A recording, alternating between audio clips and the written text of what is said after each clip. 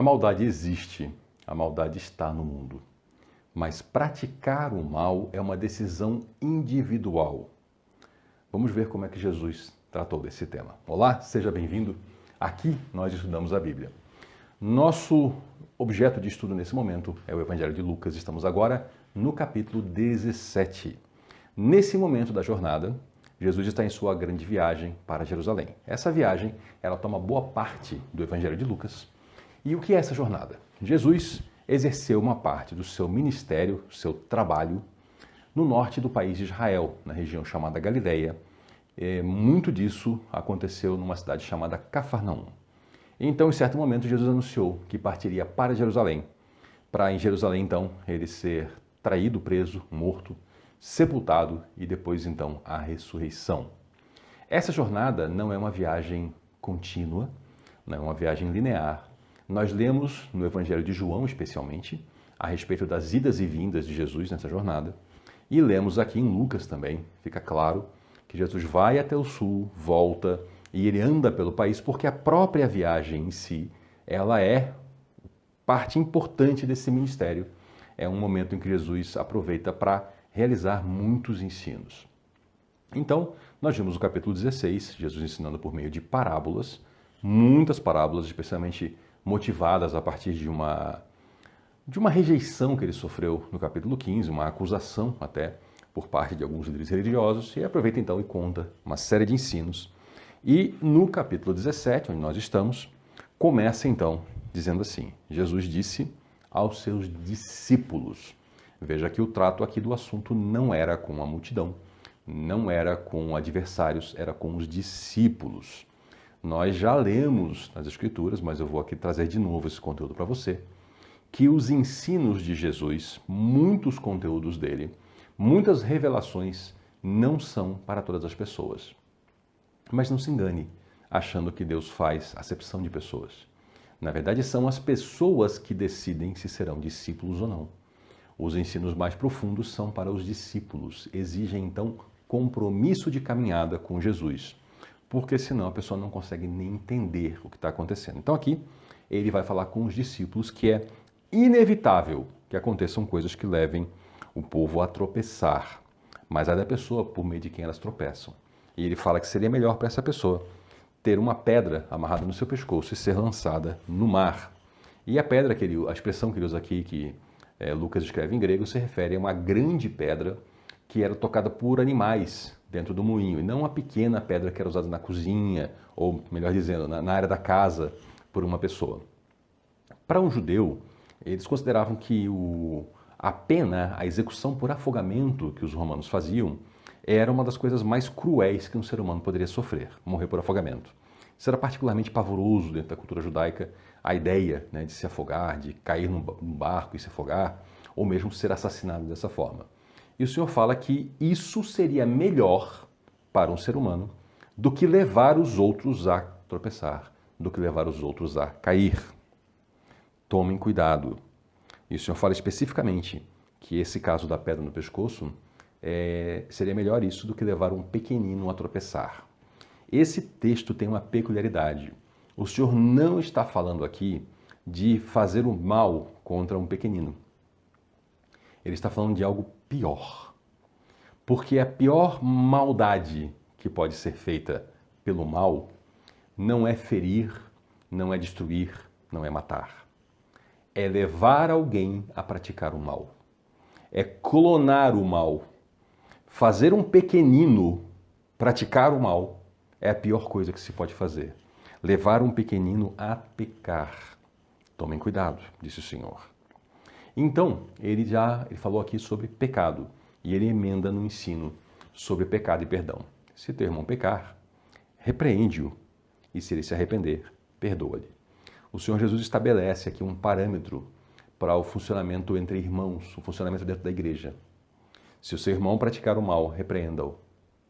É uma forma de ajudar essa pessoa a sair do caminho do mal. Não é fazer o que muitas vezes é feito, dar o tapinha nas costas, amenizar o mal, tentar assim dizer palavras que digam que o mal não é tão mal assim. O mal é o mal. Pecado é pecado. Se teu irmão pecar, repreende-o. Se ele se arrepender, perdoa-o. E se ele se arrepender e voltar, pecar e se arrepender 7 vezes no mesmo dia, 7 vezes voltar a você dizendo que está arrependido, perdoa-o. Esse ponto aqui, em outro evangelho, ele é até mais expandido, o Senhor fala até em 70 vezes 7. Mas é uma ocasião diferente, onde Jesus foi perguntado acerca do perdão. Jesus muitas vezes ele repete ensinos similares em ocasiões diferentes. Então, em algumas vezes ele aprofunda mais o ensino, em outras ele só toca rápido no assunto. Então, não é uma matemática. 7 ou 70 vezes 7 ou 7 vezes 7. Não é um número fechado. Dentro da cultura judaica, o número 7 indica totalidade, indica perfeição. É mais ou menos como se, para a nossa cultura, ele dissesse assim, 100% das vezes perdoa. E aí você sabe que 100% não são 100 vezes, são 100 de cada 100. É sempre. Então ele está falando aqui, 7 em cada 7. Se 7 vezes ele se arrepender, 7 vezes perdoa. É o nosso 100%. Esse verso não pode ser usado para que a pessoa caia numa manipulação pela maldade do outro. Existem pessoas que são verdadeiros progenitores da maldade, que são capazes de praticar toda sorte de manipulação e de realmente usar pessoas.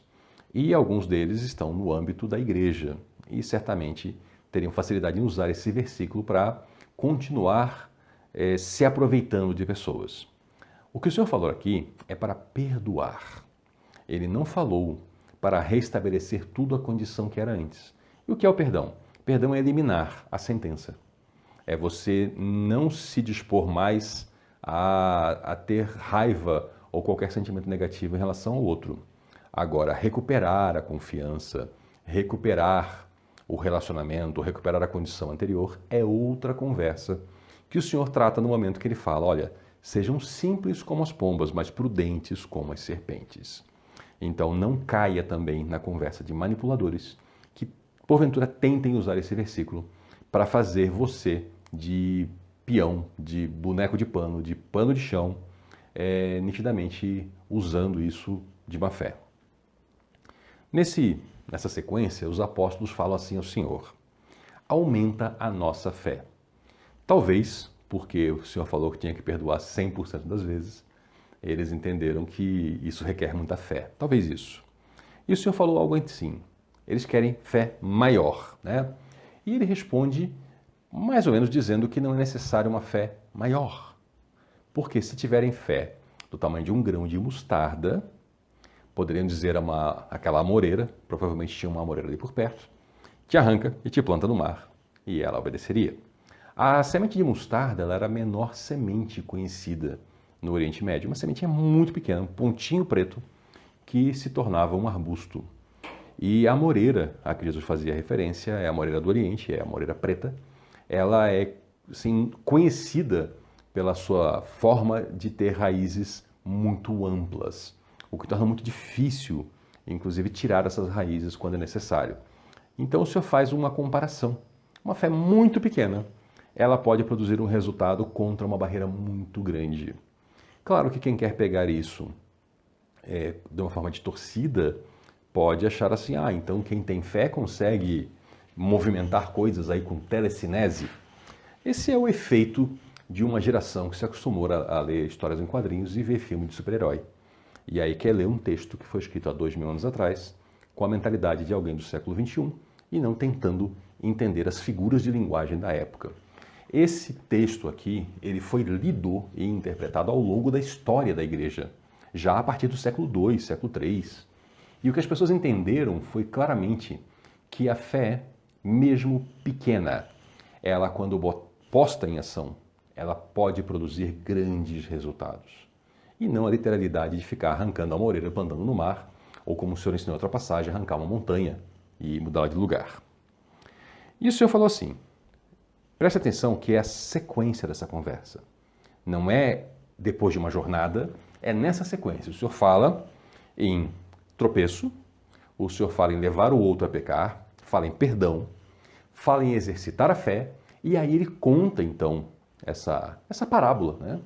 E fala assim, qual é de vocês que tendo um servo que esteja arando ou cuidando das ovelhas, ele dirá, quando ele chegar do campo. Vem agora e sente-se para comer. Não, vai dizer assim, prepare o meu jantar, cuide das minhas coisas enquanto eu como e bebo, e depois disso você pode comer e beber. Né? O Senhor está falando aqui que existe uma ordem natural das coisas. E esse ensino aqui em nada contraria um outro, em que ele fala sobre o reino, em que o Senhor da casa, ele se prepara para cuidar dos servos. Aqui ele está falando da ordem natural das coisas do nosso mundo. Lá ele estava falando da perspectiva futura dentro da vida celestial, da vida já na criação redimida, na vida após a renovação de todas as coisas, lá dentro do reino dos céus. O Senhor fala assim, nessa mesma história, será que ele vai agradecer ao servo porque o servo fez a comida, serviu e fez a sua obrigação? A gente sabe que não. E aí, então, olha a frase. Assim também vocês, quando tiverem feito tudo o que for ordenado, devem dizer apenas, somos servos inúteis e apenas cumprimos o nosso dever. Vamos conectar isso com ainda a parte anterior sobre fé? Bom, o Senhor falou que quem tiver fé do tamanho de um grão de mostarda realizará grandes feitos. E seria, como é, muito fácil que alguém que realiza coisas grandes porque assim recebeu de Deus, comece a se achar assim alguém muito maior do que é. A Bíblia fala que ninguém deve pensar de si mesmo mais do que convém. E muita gente pensa exatamente porque recebe muito de Deus. E aí se esquece que é recebedor de grande dádiva e começa a se considerar como gerador de grande dádiva. Então o Senhor fala, não, quando vocês fizerem essas coisas, quando vocês cumprirem aquilo que devem fazer, quando vocês botarem sua fé em exercício e isso produzir algo grandioso, não se encham de soberba, digam apenas assim, somos servos inúteis, apenas cumprimos o nosso dever.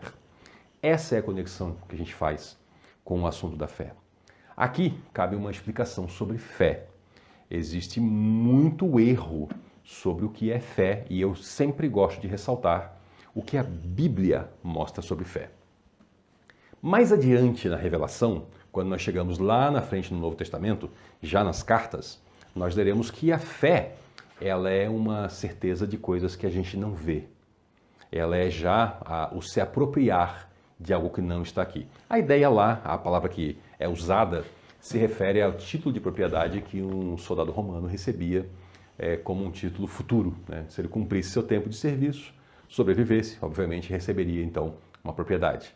Lá se usa essa expressão, né? A ideia de estou acreditando em algo que me foi prometido e que se realizará em outro momento, mas aqui eu não tenho nada, não estou vendo nada, né? Estou apenas acreditando naquilo ali que me foi prometido.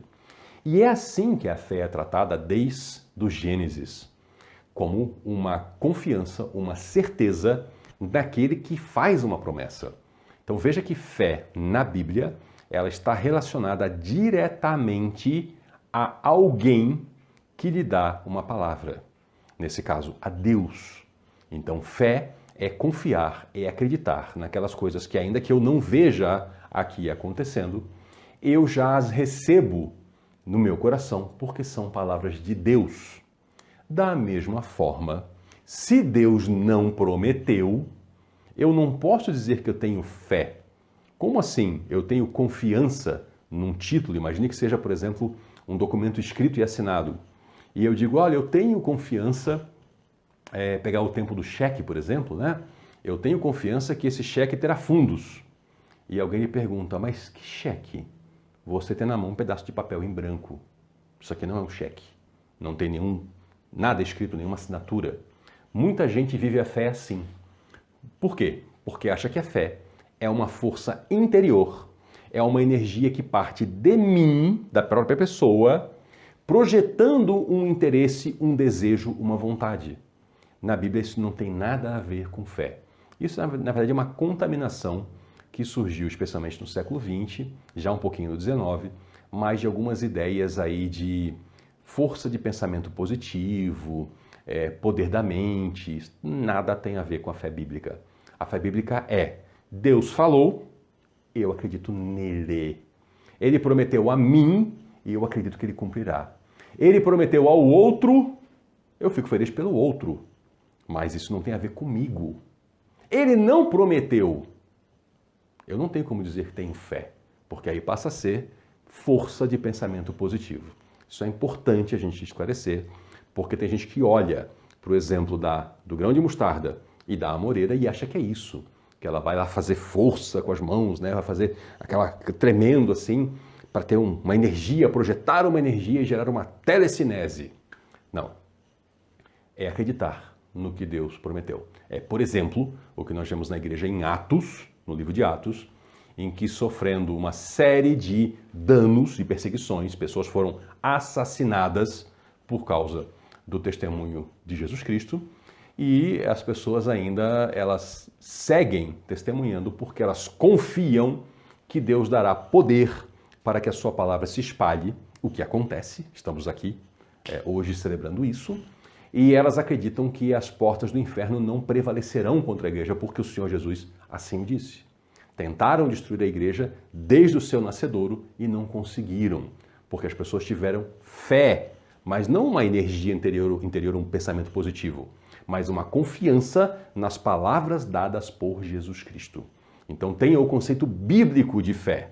Muita gente hoje anda decepcionada com a vida em igreja ou com a vida religiosa, porque sua fé não foi atendida, quando na verdade não era fé, não era confiança numa palavra de Deus, mas era confiança às vezes em promessas vãs, feitas por líderes inescrupulosos, ou até mesmo a confiança na própria vontade, no próprio pensamento positivo. Isso é importante para tirar do caminho ensinos errados e você poder focar no ensino do Senhor Jesus. Muito obrigado por nos acompanhar até aqui. Volte na próxima, porque aqui, como você já sabe, nós estudamos a Bíblia. Até lá!